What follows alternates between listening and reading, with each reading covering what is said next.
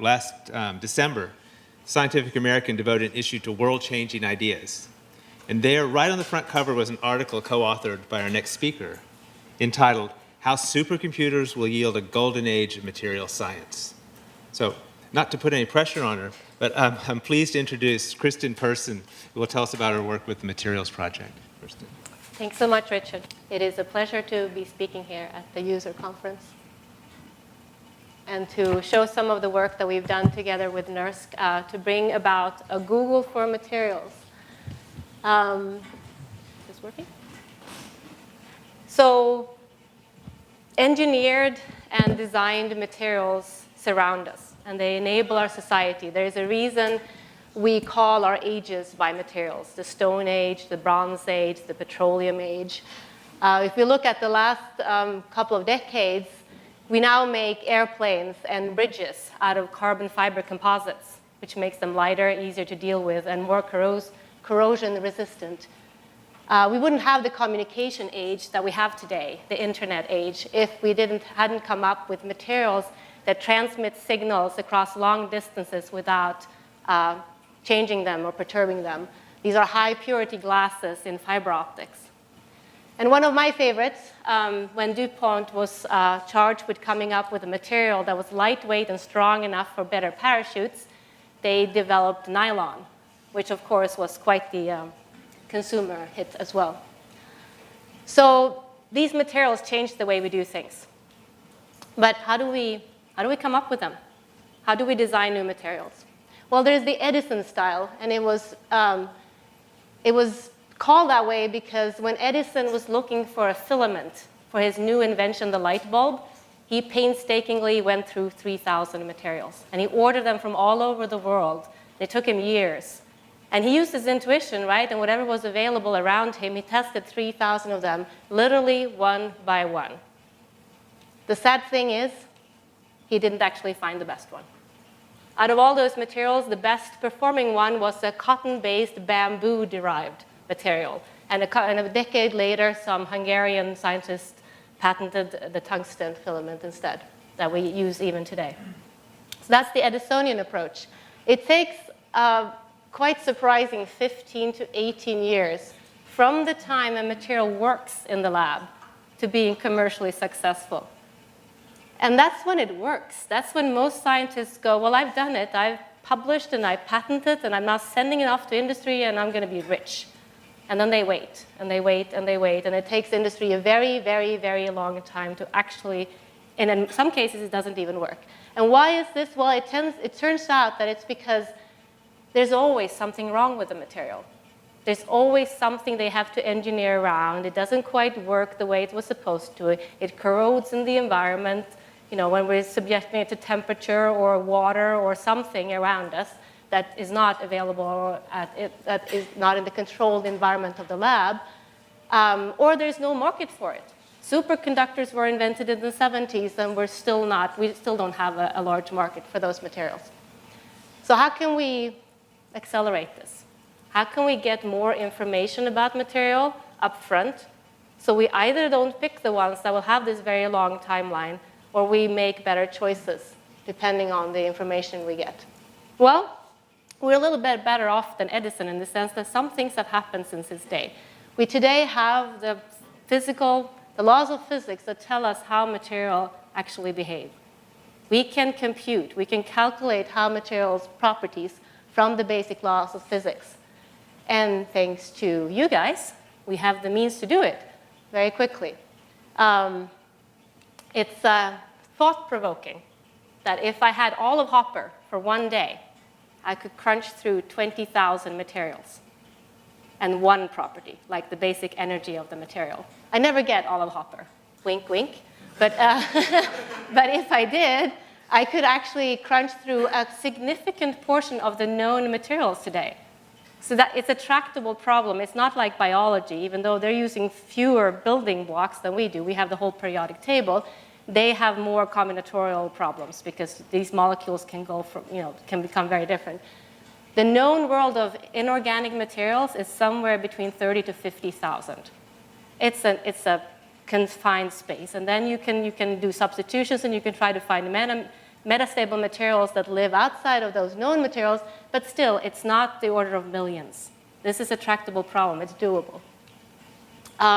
So going from the Edisonian approach, where we test one material, one material, one material, we have to synthesize it, test it, synthesize and test it, synthesize and test it, until we hopefully one day come up with the best one, we could actually try all these materials in a computer, throw away most of them, because they're not going to work, and then hopefully give a better selection of candidates to the people in the lab who can then make them and test them. And the idea is that this would be a better selection than going through all of them, and it will take a shorter time. So I wouldn't be standing here. At this point, everybody goes like, oh, this is a great idea, but does it really work? Does it really actually, is it just one of those blue in the sky ideas that, okay, we'll sell it, we'll get some money for it, and we'll see if it works. So we tried it out with a company quite some years ago. In 2004, we built the first database and the first way of doing this high-throughput screening of materials properties at the order of Duracell. That's owned by Procter & Gamble, that pretty much owns a large part of the consumer market in the US. So they came to us at MIT, I was at MIT at the time, and they asked us, because they sell these guys, these alkaline batteries, and it's a very old chemistry. They make a lot of money on this market, and they wanted to know, is there anything better out there? Are any of our competitors, like Energizer, going to come up with something and steal that market share from us? So they wanted to know, can you screen?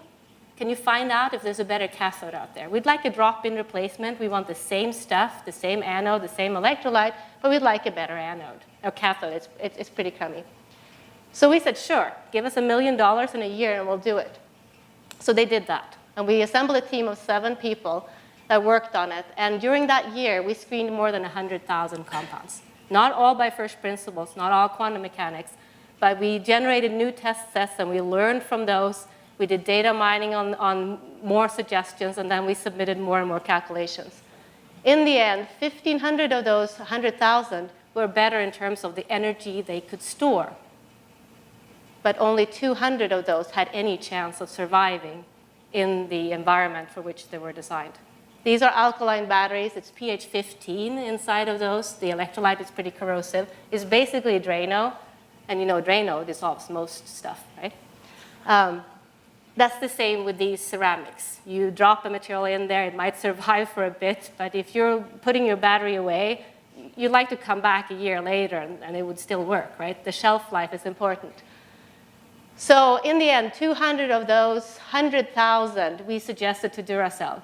These would be good candidates. Go and try to make them and then test them. I got to say that these high-throughput searches, they typically don't spit out the best candidate on day 1 or even on day 250. What you learn is design rules. We learned, for example, how to stabilize high-valent compounds. Bismuth 5, nickel 4, iron 6, manganese 7. These things are typically not stable and definitely not at pH 15, but if you add other elements to them, they become more stable than otherwise they would have been. These are the green spots here. It tells us which element we should combine them with. It tended to be low-valent, large cations like lithium, calcium. This data mining map shows us that everything pretty much dissolves at pH 15, all the blue stuff. The more blue, the worse. But there are some white spots, and those white spots told us, well, these elements are less prone to dissolution than the other ones. So if we add a little bit of those, that may actually be a better compound. And this is how we learned, and we generated new test sets, new candidate test sets, that in the end gave us better compounds. So in 2005, we gave this set of 200 compounds to Duracell. They patented a bunch of them, and they basically blanketed the space. These patents are extremely broad. You don't really learn that much from looking at them. It's everything from the kitchen sink together with bismuth 5, and it's everything in the kitchen sink together with nickel 4. But there are some clues in there, and they are actually working on one of these compounds today. I know that because I'm still working with them. It's a pretty cool compound. It was among those 200. It's about 2 to 2.5 times better than the manganese dioxide that's in your alkaline. And the last thing that they're working on now is the shelf life. It really does work in the cell. So we'll see. The clock is ticking, right? Those 15 years, 2005. I'm holding my thumbs because this would be a good story if it really did work in the end. The same idea of screening materials using high-throughput computations at the MIT. I was moving to Berkeley at that time. The MIT crowd sold the same idea to Bosch and Umicore, screening now cathodes, rechargeable cathodes for lithium-ion batteries. And many new compounds came out of that. This is the carbonophosphate family, which is a completely new chemistry. And I challenge any battery chemist who would have come up with that because it's a completely new anion. And this is the benefit, also another one, of using computers. They're agnostic. They wouldn't tell us that, oh, you know, a material like this one has never worked for lithium-ion batteries before. Don't even try it. The computer tries everything, right? And they may spit out things that are outside of our realm of intuition. And that's the benefit of it. It gives us an unbiased view of the world. Another one that came out was a vanadium phosphate that was designed by Anubhav Jain. That's here in the audience. It was also a completely new compound. Recently, a part of the team also has suggested improved transparent conductors, designed completely new p-type transparent conductors using this approach and our database to come up with them. And this was recently published in one of the Nature journals. So this is great, right? Our team is showing to some degree that we can design and predict new materials using a database-driven or a data-driven approach. But we can do better than this. We live in the information age, and if we give information to people, they will do stuff with it that is outside of the intuition of these two groups at MIT and LBNL. If you were to charge me, if I'm a material scientist that works in an industry setting or in academia, and I get access to data, well, you know, how would I go about looking for something that is outside, that I don't have access to today? Well, you know, if I look for information, I know where to go. I Google it. If I don't know anything, if I want to know about a restaurant, if I want to know about some physics constants, I typically Google it today. If I were to look for a battery compound, I would simply Google it, good battery material. If I know a little bit more, if I actually am a battery scientist, I might say, well, I need a material that is between 3 to 5 volt, good stability, and good lithium mobility. But Google doesn't do this very well for you. I've actually tried it. There comes up a bunch of pages that gives me some idea of something, but it really doesn't give me a list of materials that would work well for this. So this is what we set about to do. We created something that we originally called the Materials Genome Project, and now it's Materials Project, where you can actually go to a search interface and enter those pretty much search criteria. I want the specific voltage window, I want a stability that is between these energy values, and I want so-and-so, for example, volume difference or something else. And we've calculated more. What's available in this database, or this interface, is more than 38,000 inorganic materials. So it's a good, significant chunk of the known world, and some extra 1,000 materials that we came up with during our own designs of new materials. And a lot of other properties that just fall out of it that you can get for free when you solve the Schrödinger equation. And many tools that you can slice and dice the data in different ways. There is a Materials Explorer, or if you're looking for the materials that have a particular application for batteries, or if you want to look if the materials have a specific stability at alkaline or acid conditions. So different ways of analyzing pretty much the same data in different ways. So leveraging the data for different applications. Somebody else got very excited about this idea too. In 2011, OSTP, the science advisors of the president, wanted to launch. They launched an initiative called the Materials Genome Initiative, and they asked for the name, so we gave it up. It's when the president asks for something, you don't really want to say no. So we dropped the genome part, so that's why we're the Materials Project today. But we did get a lot of recognition as being the first of its kind search engine, and we were recognized by several agencies, and we did get a grant through this initiative, so we're now a center under DOE, under the Materials Genome Initiative. Some of the things, I'd just like to give an example of some of the properties that you can actually get from the Materials Project today, and which are fairly hard to find if you were to go after these kinds of information by just looking at journal articles one after the other. We can screen, for example, for things like safety of battery materials. We can calculate how easy or how prone a material is to releasing oxygen when you heat it up. that comes out of our phase diagram. So again, it's one of those things that once you've built a tool, it gives you a lot of data for free. These are 3 cathode materials that are suggested or are used in lithium-ion batteries. This one is used. It's known to be fairly safe, and indeed, if room temperature is here, it releases oxygen at much higher temperature. This is one of the ones we designed, the manganese carbonophosphates. It releases oxygen a little bit earlier, actually, but it also releases CO2, so it's sort of its own built-in fire extinguisher. This one is one of the materials that some people actually like a lot because it has a great voltage profile. It is cheap.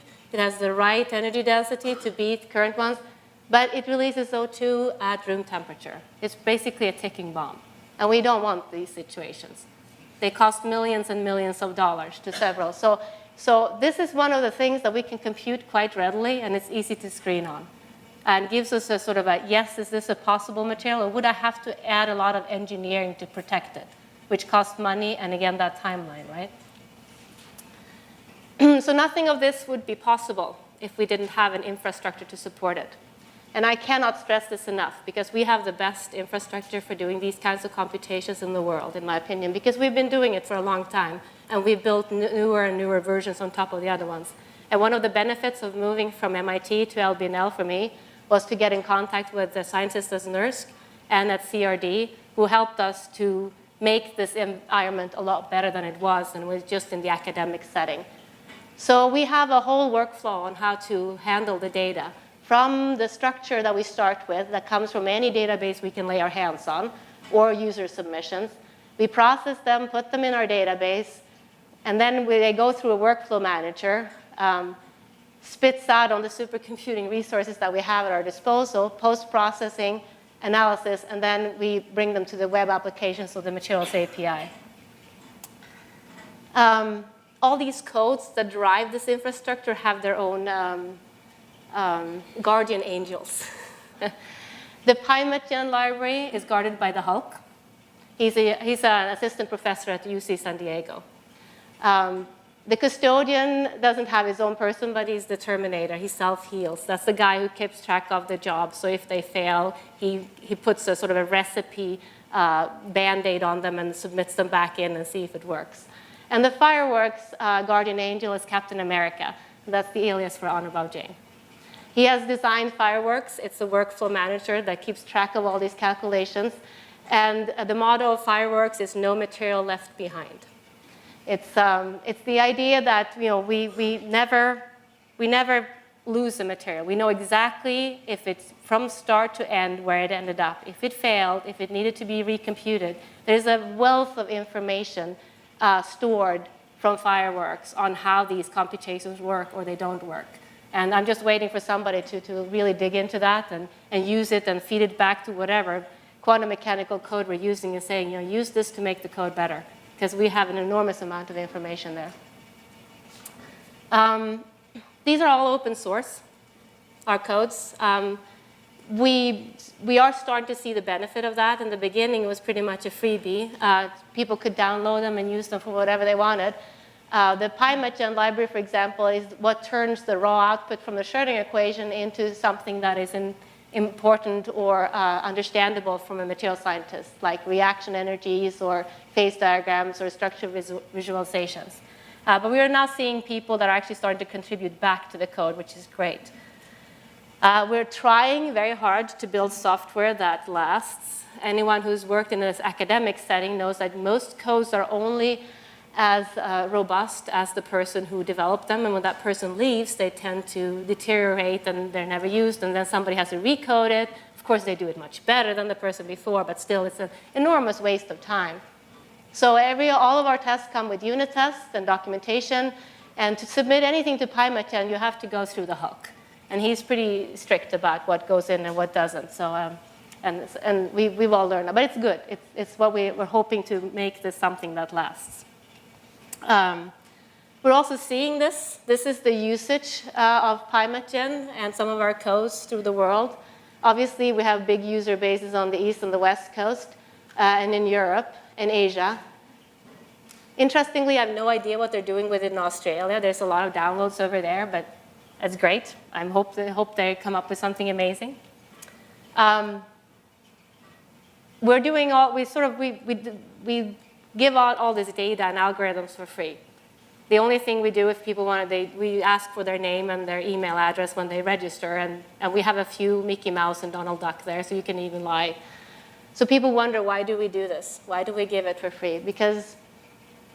So we do it because we think that if you give data to people, they do amazing stuff with it. And this is bigger than what we could use it for. We're already doing materials design within our own groups, and we could keep a lock on it and use it for our own tool, but it really doesn't make sense.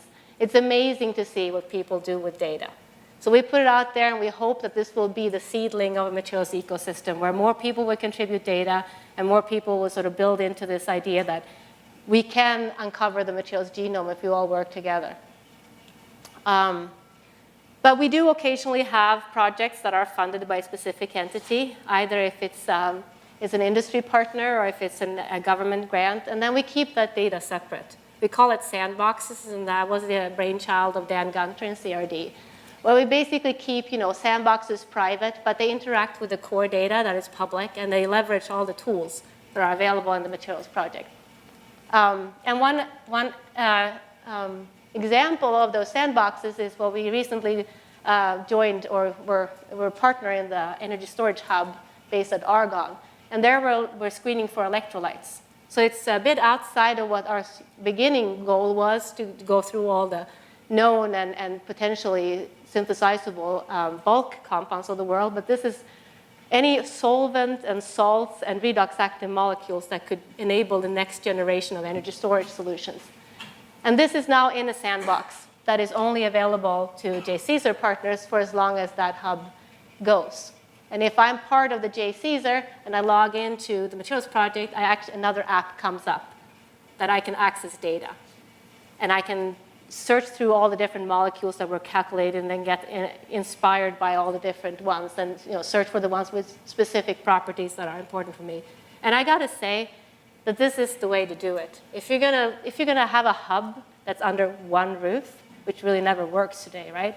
They're all under one roof to some degree, but getting data through the internet to partners and enable them to search through the data in a way that makes sense for them, that is the way to do a real collaboration. Instead of sending PowerPoint presentations back and forth or Excel documents. If we calculate these molecules and we enable our experimental scientists to go directly to that and search through the data themselves, it's a huge efficiency win. And it really enables them also to start thinking about the computations themselves and ask questions. How accurate is this? How can I use this data in the best way for my research? So I really think this is the way forward to do these large-scale collaborations that are being funded by the government, but always have a hard time actually realizing this under one roof. To give you an example of how we can leverage the data in many different ways, we just in October launched the Probet diagrams. So this Probet diagrams is basically the screening tool that we developed in the alkaline project with Duracell to find out whether materials have a chance of surviving at very alkaline or acid conditions in Drano, basically, or an acid. So we developed this tool and leveraged together with our 38,000 inorganic materials calculated. That generates about more than 70,000 Probet diagrams. It's unprecedented, this amount of information. There's some commercial software for generating Probet diagrams out there that you have to buy, but then you have to feed in your own information about what enthalpies for the solids that go in there, and they just provide the aqueous ions. We just provide all this for free, and it's amazing what you can do with it. This is just the tip of the iceberg. You can use the acid or the alkaline, for example, for designing new photocatalysts that actually have a chance of surviving in these very corrosive conditions, or looking at corrosion of steels or other materials. To give an example of how companies are using our site, they usually don't tell us. They just show up as users, and we don't snoop. We have a privacy policy, so we don't look at what they're doing and what searches they're doing, but occasionally they come and volunteer information about what they're using our site for. So Intermolecular did this. They told us that they were using it, for example, for designing new photocatalysts using some of our predicted materials that have never been made. And they were oxynitrides in the oxynitride space, and they took some of those and they synthesized them as thin films, and actually some of our predictions in terms of band gaps pretty much lined up with what they saw as well. So it was a nice story to see what they're doing with the data. In a nutshell, we launched in October 2011. We have a little bit more than 5,600 users today. We're a DOE center. We're part of the J. Caesar Hub. We're a partner in the NSF Center at Madison, and we just recently joined JCAP to see if we can make a difference. We're used in courseware all over the country, and I don't know if outside in the world as well, which is great because I think this is a very intuitive tool for students to be able to browse through phase diagrams and see in real time, if I change this element, that element, how does that change the phase diagram? What is the stability metrics between chemistries and structures in different spaces? We have a number of different partner institutions that contribute either data, algorithms, or both.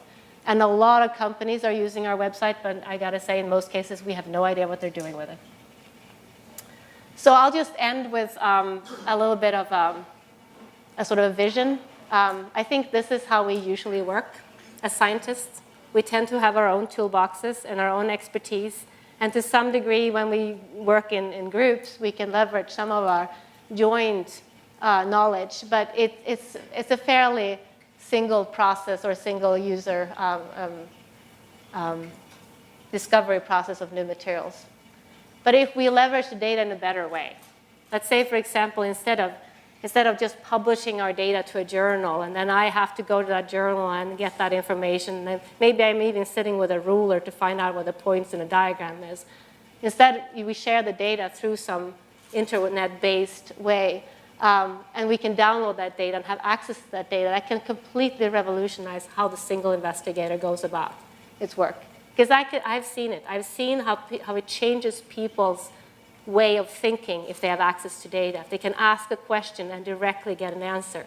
How does the voltage of a material correlate with the cation? Can I see the trend?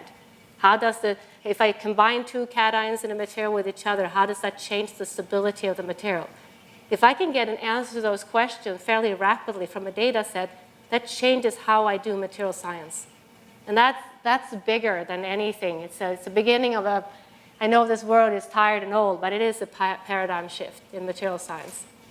And maybe if we all do it and we all enable this sort of sharing of data in a comprehensive way, we can actually uncover the genome of materials to know exactly where the building blocks go in, to design exactly the properties we want to optimize the performance. So I'll just end with some happy quotes. It's pretty awesome to occasionally get some feedback from users. I'm sure you guys know that as well. Thank you for enabling my research. There's a guy in Nigeria who can't afford to buy any journals, who has no access to the ICSD. So when he publishes a paper, he cites the materials project ID for the structure where he got it. It's heartwarming. And people who use it in different ways. And I could have done it with all the support of LBNL as well as outside entities. We started out as an LDRD and a very small enthusiastic group.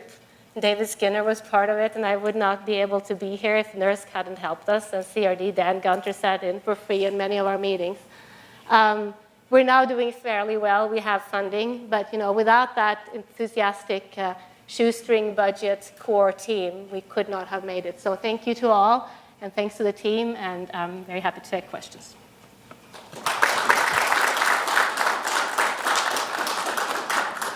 Thank you. Questions? I'm sort of curious about the private versus public knowledge story. So, for example, if all the companies that used your website made their data public, would that get you substantially closer to world knowledge? Oh, yeah, it's a difficult one. So we've tried. Intermolecular has tried, for example, because they leverage all of our data. They basically go straight to the database through the API and just download it all. And they've tried to see if they can make some of their data public, but it depends very much on their privacy, on their own customer, how they basically make money. In their case, they make money off of materials IP, and carving out data that is not protected is really tough for them. Also, there is an issue of how do you compare computed and experimental data? That's an open question. That's one of those things that we really have to, I think, address. Because materials, experimental materials data is much messier than computed. I know exactly where the atoms are. I can correlate exactly the properties to the specific arrangement of atoms in the material. But when you make a material, it's not that perfect. Some atoms are out of place. There are grain boundaries. The crystallites are kind of like disordered in certain places. And you don't know if the properties that you're measuring are related to the inherent crystal structure or to that messiness. So having, and we've written proposals on this, but we haven't gotten traction yet. But having a translation layer between what is the experimental data and what is the computed data, and making them talk to each other in a more comprehensive way, that is needed. We don't have that yet. The Pourbaix diagrams are an example of where we've actually successfully made it, because we take the aqueous ions from experiments and the computed solids from theory, and we merged those two data sets. And that was very successful, but it needed that translation layer. And it's really leveraged the best out of both worlds, because it's really hard to compute aqueous ions, because they have solvation shells and all kinds of stuff with them, and it just becomes very expensive. So we just take them, but they're very easy to measure experimentally. They don't care about this stuff. So, but we can compute solids very easily, and that's hard and mundane and boring work, and nobody wants to do it from the experimental side. So taking those two data sets and combining them was actually really the best of both worlds. And I can see that should be able to do that in other fields as well in material science.